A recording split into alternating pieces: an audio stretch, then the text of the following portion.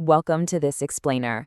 Look, if you're a system administrator, a cloud architect, or an infrastructure engineer, you already know the ultimate holy grail of virtualization. It's bare metal speed. We all want the flexibility, the isolation, and the management benefits of virtual machines, for sure. But we want it without paying a massive performance tax. So today, we're going deep into the data to explore exactly why KVM, the kernel-based virtual machine, consistently pushes the boundaries of what's actually possible in hypervisor performance. Okay, let's just dive right into our roadmap for today. We'll be looking at the hypervisor performance battle, benchmarking the giants, what's under KVM's hood, the storage configuration catch, virtual CPU usage efficiency, and finally, maximizing your KVM setup. Starting with Section 1, the hypervisor performance battle, KVM versus the competition. Virtualization overhead is basically the universal enemy in our data centers, right? Every single layer of abstraction between your application and the physical hardware takes a toll. So think about your own infrastructure for a second. Are you silently losing half your bare metal performance to virtualization? I know, it sounds extreme, but inefficient layers between your app and the hardware translate directly into wasted budgets. If you're provisioning heavily, that overhead is literally just eating up expensive server compute power right under your nose. And this right here is exactly why we're asking that question. Look at this baseline data from IBM's benchmarking tests on high-end storage configurations. When measuring throughput relative to bare metal, KVM achieved an incredible 0.89x, meaning it hit nearly 90% of bare metal speeds. The popular competing hypervisor? Well, it managed just 0.53x. It was barely pushing past half the efficiency of the raw hardware. Which brings us to Section 2, benchmarking the giants and analyzing the raw data. Now, to really wrap our heads around those headline numbers, let's look at how the tests were actually run. They had a host server with 16 CPU threads, fiber attached to a high-end DS3400 storage array. And across the board, KVM's dominance is just crystal clear.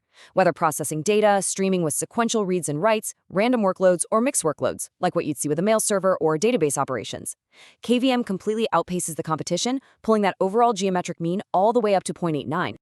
Moving right along to Section 3, under KVM's hood, looking at the structural architecture. So the data clearly shows what the performance difference is, but as engineers, we need to know why it exists. Why is KVM capable of this kind of throughput? Well, Red Hat defines KVM as a loadable kernel module providing full virtualization, but its true power really comes from leveraging Intel VT or AMD V hardware extensions. Think of it like giving the hypervisor a VIP fastpass directly to the CPU silicon rather than trying to emulate everything heavily in software. And the architecture brilliantly illustrates how KVM sits directly inside the Linux kernel space. By doing this, it completely skips the heavy abstraction middleman. That means avoiding really expensive context switching. It communicates natively with the physical hardware, while the guest operating system runs safely as an isolated process in user space handled by QEMU. Basically, by integrating natively into the kernel, KVM bypasses those heavy abstraction layers that inevitably bog down other hypervisors. That brings us to Section 4, the storage configuration catch, because formatting absolutely matters. But hey, before we declare total victory here, there is a bit of a catch we need to discuss. KVM's dominance isn't just automatic magic. It depends heavily on your storage stack. Specifically, you have to choose between KVM using the QCO2 format versus raw mapping.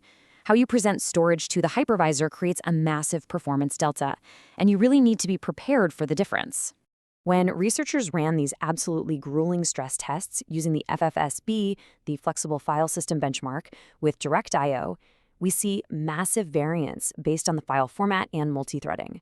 The performance fluctuates wildly depending on whether the system is processing sequential reads, large file creates, or random writes across 1, 8, or 16 threads.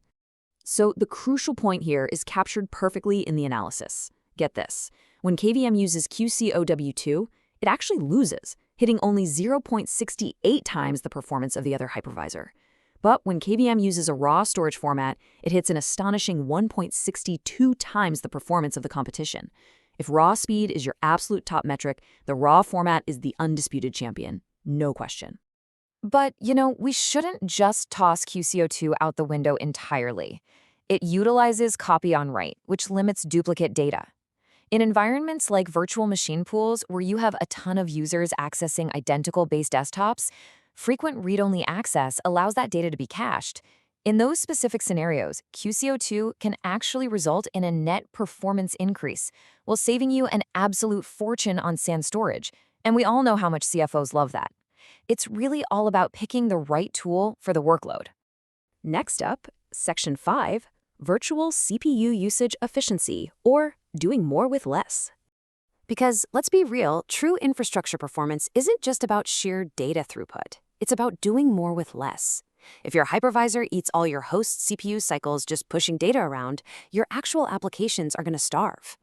To be completely objective, the data does show that the competing hypervisor actually edges out KVM slightly in pure data streaming CPU usage. However, for random and mixed I/O scenarios, which, let's face it, is what most real-world enterprise databases actually run, KVM is highly competitive. It delivers higher throughput without overwhelming the processors. And honestly, it gets even better. By implementing some specific proposed KVM configurations, the researchers achieved a massive 50% reduction in guest virtual CPU usage for multi-threaded I/O scenarios. That's half the overhead, meaning double the available compute left over for your critical workloads. Let's move to Section 6, maximizing your KVM setup with optimization strategies. Knowing KVM can be the fastest is great, but here is your actual, actionable checklist to make it happen. First, always use VirtIO instead of IDE emulation for your block I/O. Second, map your disks using raw formats if raw throughput is your top priority over storage efficiency. Third, make sure Linux asynchronous I/O is enabled so it handles multiple threads efficiently. And finally, configure the deadline scheduler from within the KVM guest operating system itself. When you actually put all of those proposed solutions together, the final optimized result is just incredible. KVM doesn't just hit 0.9x anymore, it pushes all the way to 0.92x bare metal performance. Meanwhile, the other hypervisor remains stuck down at 0.53x. By tuning KVM properly, you're essentially getting bare metal speeds alongside all the immense benefits of virtualization. It's really the best of both worlds. So I'm going to leave you with this final thought to take back to your teams. Is your infrastructure built for bare metal speed? Or are you sacrificing half your compute to the hypervisor? The data shows that the hardware is capable of incredible things, but only if the architecture and the configuration allow it to breathe. Thank you so much for joining me for this explainer of the source material. I really hope this gives you exactly what you need to go out and optimize your own virtualization stacks.